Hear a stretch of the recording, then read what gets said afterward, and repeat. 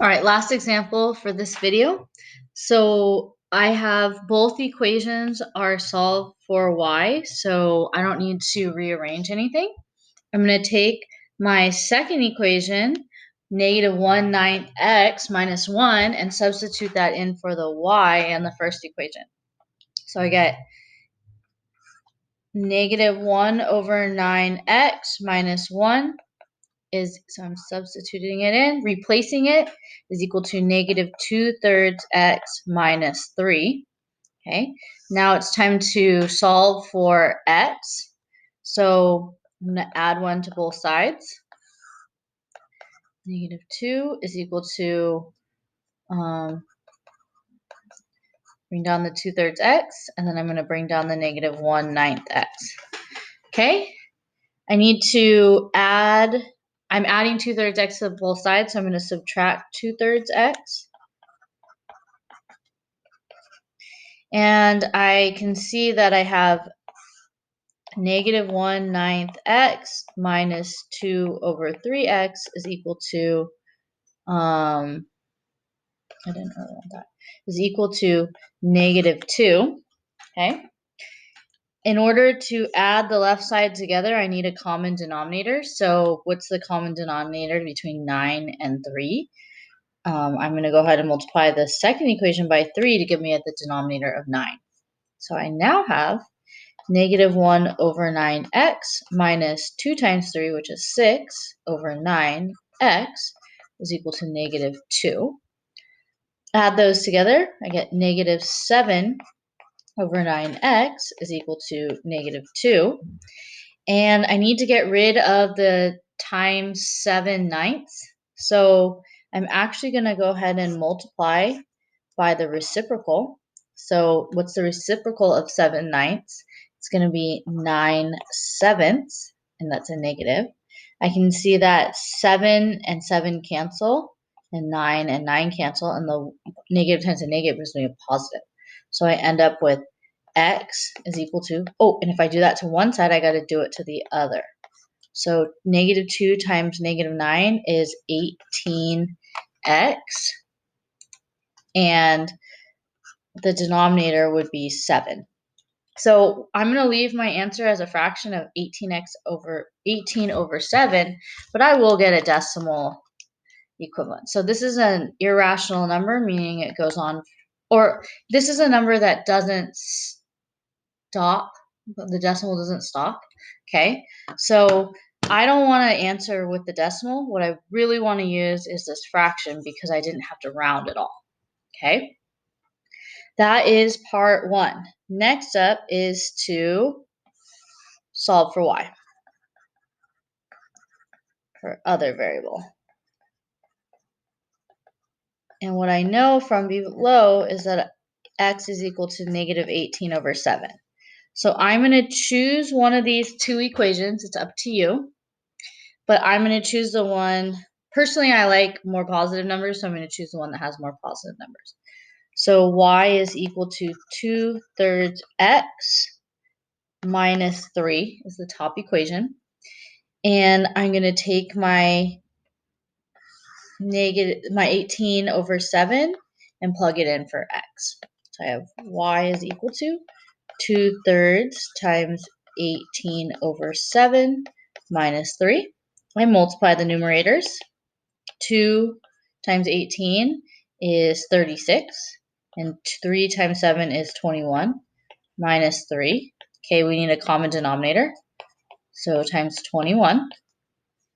And I get y is equal to 36/21 minus 3 times 21, which is 63/21. Add those together, get, so the denominators stay the same, and 36 minus 63 is -27. Again, oh, this reduces. I can divide out a 3 from 27 and a 3 from 21. So 27 divided by 3 would be -9, and 21 divided by 3 is 7. So y is equal to -9/7. So my solution I think, would be 18 over 7, comma, negative 9 over 7. Okay, this is about negative 1.28,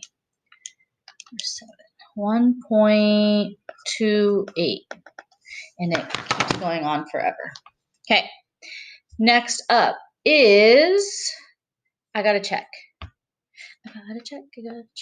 So this is what I think my solution is. We're gonna check. My two equations are y is equal to 2/3 x minus 3, and y is equal to negative 1 over 9x minus 1. Okay, so the x is 18 over 7, and the y is negative 9 over 7. So I'm going to substitute in these numbers. So negative 9 over 7 is equal to 2/3 times 18 over 7 minus 3. I'm going to go ahead and do it in the second equation. Negative 9 over 7 is equal to negative 1 over 9 times 18 over 7 minus 1. All right, we multiply. So we get negative 9 over 7 is what I'm going for. 2 times 18 is 36 over 21 minus 3 over 1. Multiply by 21 to get a common denominator. So negative 9 over 7 is equal to 36 over 21 minus 63 over 21, giving me negative 9 over 7 is equal to, add these two together, giving me negative 27 over 21, divide by 3. Negative 9 over 7 is equal to negative 9 over 7. Okay, so that one verifies. Let's go ahead and work on the second equation. Negative 9 over 7. Multiply the tops. Negative 18 over 9 times 7 is 63 minus 1. We need a common denominator, so we're going to multiply by 63 over 63. So negative 9 over 7 is equal to negative 18 over 63 minus 63 over 63.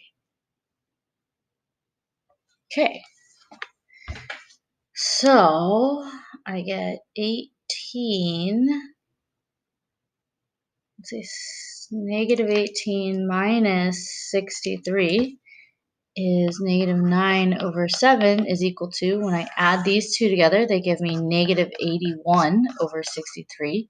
And I see that a 9 divides out of the 81 and a 9 divides out of 63. So I get, bring down my negative 9 over 7.